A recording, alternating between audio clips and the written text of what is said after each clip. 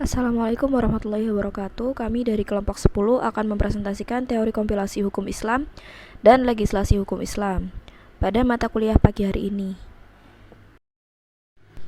Anggota kelompok kami yaitu saya sendiri Cita Nailur Rahma Lazmi dengan NIM 110401201, yang kedua yaitu Dewi Saksiatul Izzati dengan NIM 11040120102, yang ketiga yaitu Dewi Sri Lestari Putri Artanti dengan NIM 11040120103. Yang pertama yaitu latar belakang.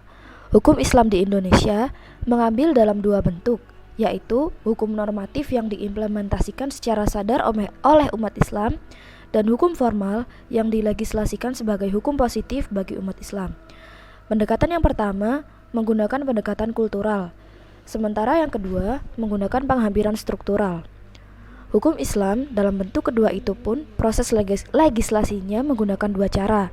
Pertama, hukum Islam dilegislasikan secara formal untuk umat Islam. Yang kedua, materi-materi hukum Islam diintegrasikan ke dalam hukum nasional tanpa menyudutkan hukum Islam secara formal.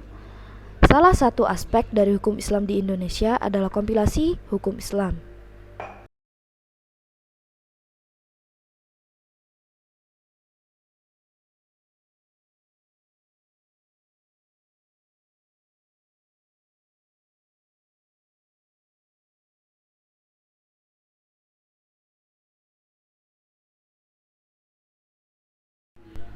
Nah, materi pokok yang akan kami sampaikan pada presentasi kali ini yaitu teori kompilasi hukum Islam dan legislasi hukum Islam.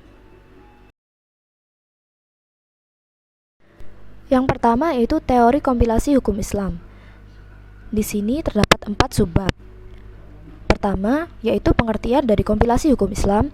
Yang kedua yaitu terbentuknya kompilasi hukum Islam. Yang ketiga yaitu fungsi kompilasi hukum Islam. Yang keempat, landasan kompilasi hukum Islam. Pertama yaitu pengertian kompilasi hukum Islam. Pengertian dari kompilasi hukum Islam secara etimologis adalah kumpulan atau himpunan yang tersusun secara teratur, sedangkan secara terminologi mengumpulkan bersama-sama, seperti mengumpulkan peraturan-peraturan yang tersebar di mana-mana. Istilah ini kemudian dipergunakan dalam bahasa Indonesia kompilasi sebagai terjemahan langsung.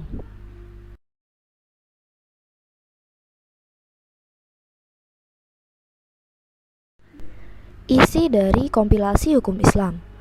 Kompilasi hukum Islam berisi sekumpulan materi hukum Islam yang ditulis pasal demi pasal, berjumlah 229 pasal.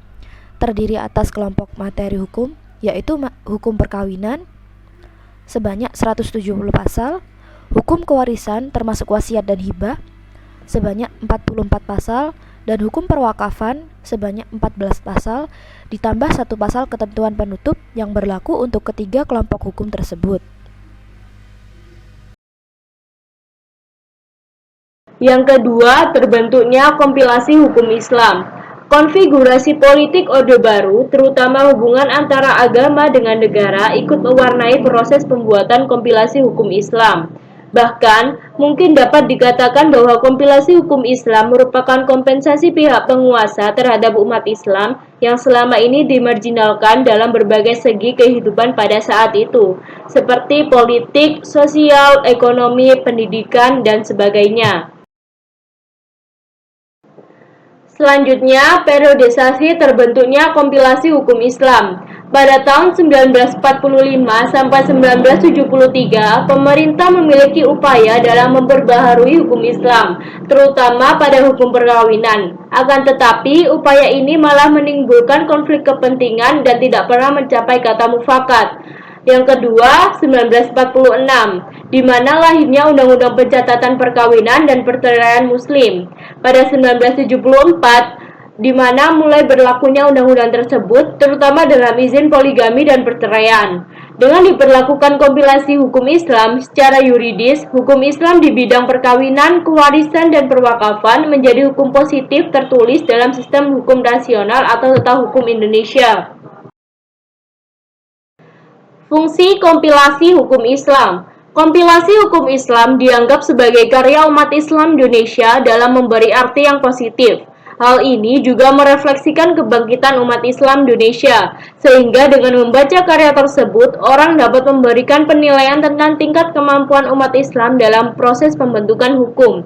Sebagai perangkat hukum, kompilasi hukum Islam telah menampung sebagian dari kebutuhan masyarakat di bidang hukum yang digali dari nilai-nilai hukum yang diyakini kebenarannya. Kompilasi hukum Islam dapat memberikan perlindungan hukum dan ketentraman bagi masyarakat, karena menawarkan simbol-simbol keagamaan yang dipandang oleh masyarakat sebagai sesuatu yang sakral. Kompilasi hukum Islam juga mengakomodasi berbagai pandangan dan aliran pemikiran di bidang fikih, yang secara sosiologis memiliki daya pesan dan daya layak untuk dilaksanakan oleh warga masyarakat yang membutuhkan. Yang keempat ada landasan kompilasi hukum Islam. Yang pertama, landasan historis. Kompilasi hukum Islam ini merupakan sistem untuk memberikan kemudahan penyelenggaraan peradilan agama di Indonesia. Terutama di dalam sejarah Islam, pernah 2 kali di 3 negara hukum Islam diberlakukan sebagai perundang-undangan. Yang pertama di negara India pada masa Raja Aurangzeb, yang kedua, Kerajaan Turki Utsmani yang terkenal dengan nama Raja Al-Ahkam Al-Dia, dan yang ketiga, hukum Islam pada 1823 yang dikodifikasikan di Sudan. Pembatasan 13 kitab yang dilakukan oleh Departemen Agama pada tahun 1958 yang digunakan di peradilan agama merupakan upaya ke arah kesatuan dan kepastian hukum yang sejalan dengan apa yang dilakukan oleh negara-negara tersebut. Yang kedua adalah landasan yuridis. Landasan yuridis tentang perlunya hakim memperhatikan kesadaran hukum masyarakat diatur dalam Undang-Undang Nomor 14 Tahun 1970 Pasal 20 Ayat 1 yang berbunyi hakim sebagai penegak hukum dan keadilan wajib menggali, mengikuti, dan memahami nilai-nilai hukum hidup yang ada dalam masyarakat. Kemudian, dengan tuntutan normatif diatur dalam Pasal 49 Undang-Undang Nomor 7 Tahun 1989 menyatakan bahwa hukum Islam di bidang perkawinan, kewarisan, perwakafan berlaku bagi orang-orang Islam, dan dalam Undang-Undang Perkawinan Pasal 2 Ayat 1 menyatakan bahwa perkawinan sah apabila dilakukan menurut hukum masing-masing agamanya. Oleh karena itu, kompilasi hukum Islam merupakan jawabannya, yaitu Undang-Undang Nomor 14 Tahun 1970 Pasal 20 Ayat 1. Yang terakhir ada landasan fungsional. Kompilasi disusun untuk memenuhi kebutuhan hukum Indonesia yang mengarah pada unifikasi mazhab dalam hukum Islam, dan dalam sistem hukum Islam Indonesia, kompilasi merupakan kodifikasi hukum yang mengarah pada pembangunan hukum nasional. Bab selanjutnya yaitu legislasi hukum Islam. Dalam legislasi hukum Islam akan dibahas mengenai pengertian legislasi hukum Islam, sejarah legislasi hukum Islam, problematika legislasi hukum Islam, dan pro kontra legislasi hukum Islam.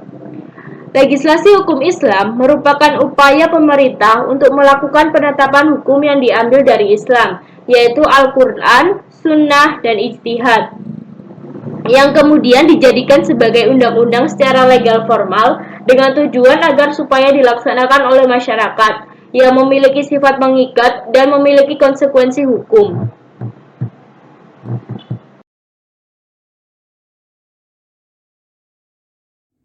Selanjutnya adalah sejarah legislasi hukum Islam. Jadi, taknin ini diusulkan oleh Abu Muhammad Ibnu Al-Muqaffa, yaitu sekretaris negara di zaman pemerintahan Abu Ja'far Al-Mansur dari dinasti Abbasiyah. Nah, taknin ini diajukan karena menurut pengamatannya terdapat kekacauan hukum dan peradilan saat itu. Jadi tujuan dia untuk ngusulin taknin ini untuk memberikan batasan yang jelas tentang hukum sehingga mudah disebarkan di masyarakat, dan untuk membantu para hakim dalam merujuk hukum yang akan diterapkan terhadap kasus yang dihadapi tanpa harus melakukan ijtihad kembali. Ibnu Muqaffa juga mengungkapkan bahwa khalifah memiliki hak untuk memutuskan kebijakannya, tetapi pihak penguasa tidak menanggapi serius usulan Ibnu Muqaffa karena dikhawatirkan akan terjadi kesalahan berijtihad di satu pihak dan keharusan bertaklid di pihak lain. Pada suatu hari ketika Al-Mansur bertemu dengan Imam Malik, Al-Mansur meminta kepada Imam Malik untuk menuliskan buku yang mencakup seluruh persoalan fikih yang akan diberlakukan di seluruh wilayah Abbasiyah. Imam Malik menolak permintaan tersebut, tetapi Al-Mansur meyakinkan Imam Malik bahwa kitab tersebut diberlakukan di seluruh wilayah Abbasiyah dan akan mempunyai hukum mengikat untuk seluruh penduduknya. Tetapi hal itu tidak berjalan mulus dan kodifikasi baru tercapai pada tahun 1876 Masehi oleh kerajaan Turki. Secara substansial, hukum Islam merupakan bagian integral agama Islam yang merupakan sebuah produk yang diturunkan atau ditentukan sendiri oleh Allah, tidak bersifat politis, akan tetapi lebih bersifat transenden. Walaupun dalam pelaksanaannya banyak ditemukan nilai-nilai universal sehingga tidak terkesan kaku dan otoriter. Akan tetapi dalam perkembangannya unsur politis ini masuk ke dalam wilayah hukum Islam. Jadi pihak yang sepakat dan tidak sepakat menggunakan hukum Islam sebagai kendaraan politik mereka untuk mencapai kepentingan yang menjadi target utamanya. Secara substansial, hukum Islam merupakan bagian integral agama Islam yang merupakan sebuah produk yang diturunkan atau ditentukan sendiri oleh Allah, tidak bersifat politis, akan tetapi lebih bersifat transenden. Walaupun dalam pelaksanaannya banyak ditemukan nilai-nilai universal sehingga tidak terkesan kaku dan otoriter. Akan tetapi dalam perkembangannya unsur politis ini masuk ke dalam wilayah hukum Islam. Jadi pihak yang sepakat dan tidak sepakat menggunakan hukum Islam sebagai kendaraan politik mereka untuk mencapai kepentingan yang menjadi target utamanya. Selanjutnya adalah pro kontra dalam legislasi hukum Islam. Terbagi menjadi dua kelompok, yaitu kelompok formalistik dan substantivistik. Jadi yang formalistik ini yang pro, sementara yang substantivistik ini yang kontra. Yang pertama ada formalistik. Jadi menurut kelompok ini, hukum Islam harus diterapkan pada mereka yang sudah mengucap 2 kalimat syahadat atau masuk Islam.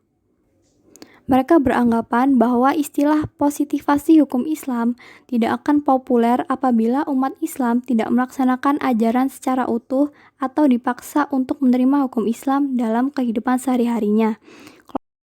Kelompok ini dapat dianggap sebagai golongan yang memiliki pendekatan skriptual dan tekstual dalam memandang hukum Islam, sehingga berdampak pada timbulnya nuansa hukum yang tidak mempertimbangkan aspek konstekstual dan unsur yang bersifat sosio-kultural. Menurut kelompok formalistik, dengan menolak formalisasi hukum Islam akan membuat Islam menjadi agama yang mandul. Apa artinya? Jadi Islam ini hanyalah sekedar ide tanpa metode praktis untuk merealisasikannya. Dan Islam akan menjadi ide khayalan, serta Islam hanya akan berperan sebagai motivator, inspirator, dan sekedar penyumbang nilai-nilai moral saja bagi kebijakan negara. Yang pada akhirnya hanya akan menjadi agama ritual seperti agama-agama lain. Ibnu Taimiyah menekankan bahwa legitimasi penerapan syariah Islam merupakan suatu keharusan karena manfaat yang akan ditimbulkan sangat besar, terutama bagi umat Islam. Yang kedua yaitu pihak yang kontra, kelompok substantivistik, yaitu kelompok ini cenderung memilih pemaknaan hukum Islam secara substantif, sehingga format penerapan yang diupayakan adalah menerapkan substansi hukum Islam tanpa harus ada legislasi secara formalitas. Kelompok substantivistik ini mempunyai pandangan bahwa yang terpenting dalam sebuah negara bukanlah formalisme penerapan hukum Islam atau yang lainnya. Akan tetapi, substansi yang terpenting adalah sebuah penyerapan nilai-nilai ke dalam sebuah realitas masyarakat. Alasan kelompok ini menolak legislasi hukum Islam yaitu bahwa ketika Islam berada di tengah-tengah perjuangan politik Nilai-nilai Islam itu harus diambil dari kesepakatan semua kelompok. Nilai-nilai Islam tersebut bukan hanya disepakati oleh kaum muslim tetapi juga disetujui oleh kaum non-muslim. Jadi inti sistem syariah ini mengarah kepada